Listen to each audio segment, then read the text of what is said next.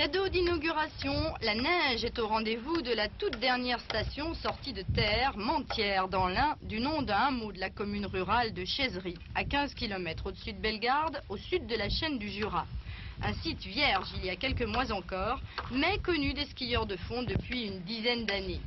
Un site à 1000 mètres d'altitude, enfin équipé après des années de controverses par la volonté du syndicat intercommunal, regroupant les 4 communes de la vallée de la Valserine, Chaisery, Confort, Lancran et Bellegarde essentiellement. Colonne vertébrale de la zone d'hébergement, le village de vacances de 400 lits, dont la gestion a été confiée à Locage et dont l'architecture rouge et verte, bien que toute jurassienne, est signée du Bressan-Berlepied.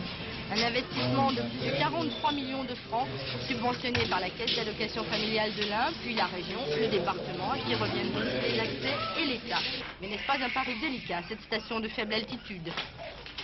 Les études techniques concernant les qualités du site sur le plan hivernal ont été longues et sérieuses. Et nous savions qu'il y a un créneau de clientèle à viser pour ce type de station, avec un enneigement correct, mais avec des équipements moins coûteux que ceux qu'on peut trouver dans les Grandes Alpes, donc un tourisme relativement plus économique.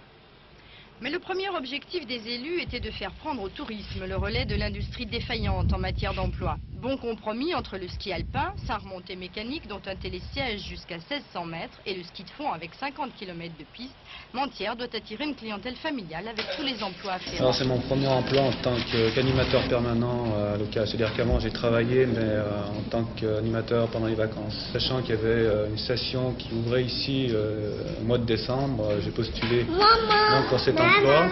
Ma formation, si vous voulez, c'est une formation où je suis appelé à m'occuper de très jeunes enfants. Bon, c'est quand même intéressant.